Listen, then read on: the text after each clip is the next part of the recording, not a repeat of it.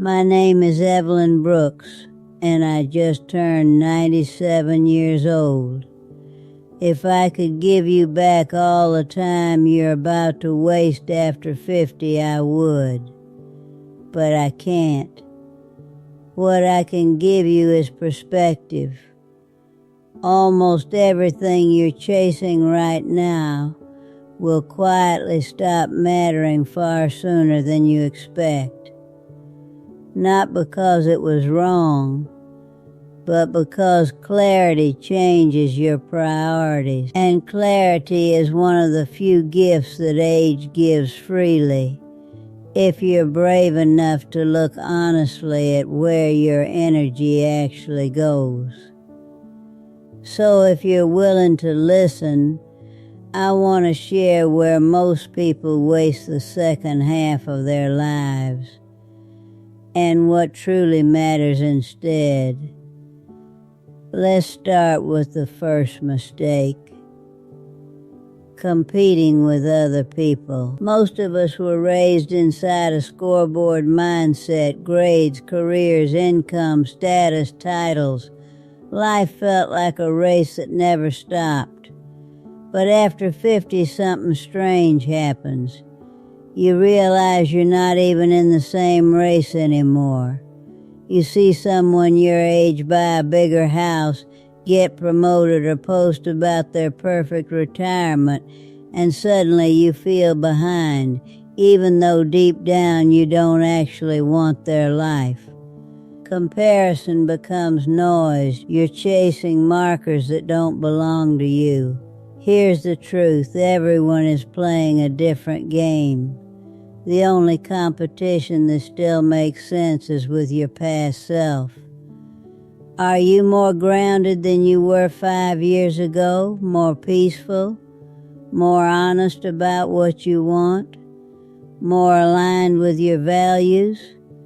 If the answer is yes, you're winning in ways most people will never understand. The second mistake is even deeper. Letting your career define who you are. For decades, your job title became your identity. It was your introduction, your worth, your status, your purpose. People didn't ask who you were, they asked what you did. But what happens when that role changes or ends? Retirement, burnout, career shifts, job loss. Suddenly the label disappears and people feel empty. Because when your identity is built on a role, you lose yourself when the role is gone. Your work can be meaningful, but it was never meant to be your whole story. The second half of life isn't about climbing higher, it's about going deeper, into curiosity, into creativity, into contribution that doesn't need applause or a paycheck. Who are you when no one is watching? That's who actually matters. The third mistake, forcing yourself to finish things that no longer serve you. We were taught that quitting equals failure. Finish what you start. Push through. Don't give up. So people suffer through books they hate, shows they stopped enjoying, projects that lost meaning, hobbies they never loved but feel guilty quitting. And for what? So they can say they finished. But after 50, you begin to understand something deeply uncomfortable. Time is not renewable. Spending months on things that drain you just to avoid the word quitter is one of the worst trades you can make. Stopping is not weakness. Redirecting is wisdom. Your energy deserves better investments. If it doesn't challenge you, nourish you, inspire you, or bring you peace, it doesn't deserve your time. Your life is not a checklist, it's an experience. And not everything deserves to be completed. The fourth mistake, living out of obligation instead of choice. So many people live on autopilot, attending events they don't want to attend, staying in commitments they resent, helping people who never show up for them, saying yes because they're afraid of being disliked. There's a difference between kindness and people-pleasing. Kindness comes from choice.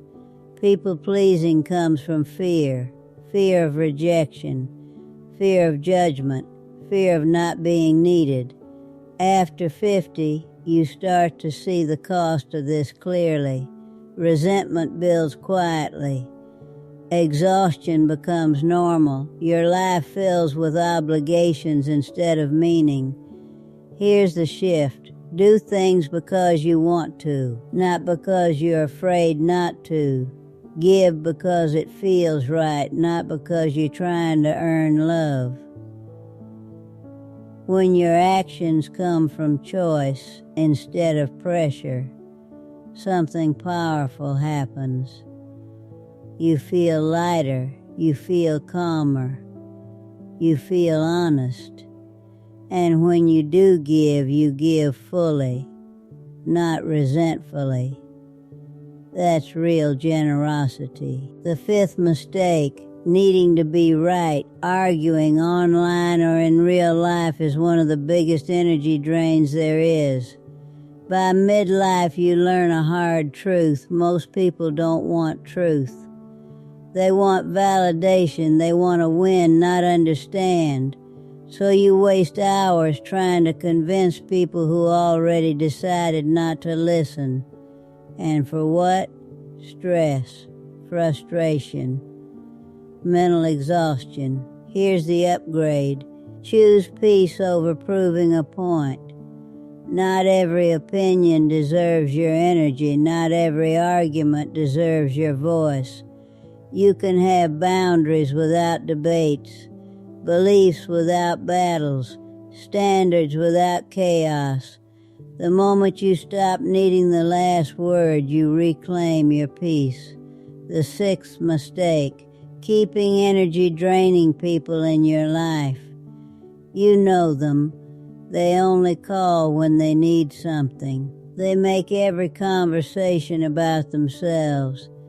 They leave you emotionally exhausted after every interaction. They're not always bad people, they're just expensive. And after 50, you realize your energy is limited, your time is precious, your peace is sacred. Every hour you give to someone who drains you is an hour you're not giving to someone who nourishes you, or even to yourself. You don't owe anyone access to your life just because they're used to it. Distance is not cruelty. Boundaries are not punishment. Self-protection is not selfishness. Invest in people who reciprocate, who see you, who value you, who respect your energy. Protect your peace like a resource, because it is one. The seventh and hardest mistake, expecting people to become someone they've never shown you they can be. This is one of the last illusions to fall in midlife.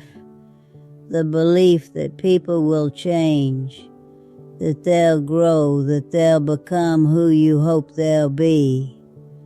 Sometimes they do, most times they don't. Holding on to that fantasy creates silent suffering. Now let's be clear, standards are healthy. Expecting honesty, respect, effort, and consistency is not too much. But there's a difference between having standards and expecting them from someone who has repeatedly shown they cannot meet them. Your expectations may be reasonable, but your hope may be unrealistic. And that's where pain is born. When people show you who they are, believe them. Not with bitterness, not with anger, with clarity. Acceptance doesn't mean approval. It means truth. You stop asking why won't they change and start asking, can I live with who they are? Do I adjust my expectations or do I create distance? That's where peace begins, not in changing them, but in choosing yourself. The second half of life isn't about control, it's about clarity, it's about peace, it's about alignment. It's about choosing what and who truly deserves your remaining time. Because time becomes more valuable when you realize it's finite. And the real wealth of life is not money, not status, not titles. It's peace, it's freedom, it's clarity, it's emotional safety, it's meaningful connection. That's the real success.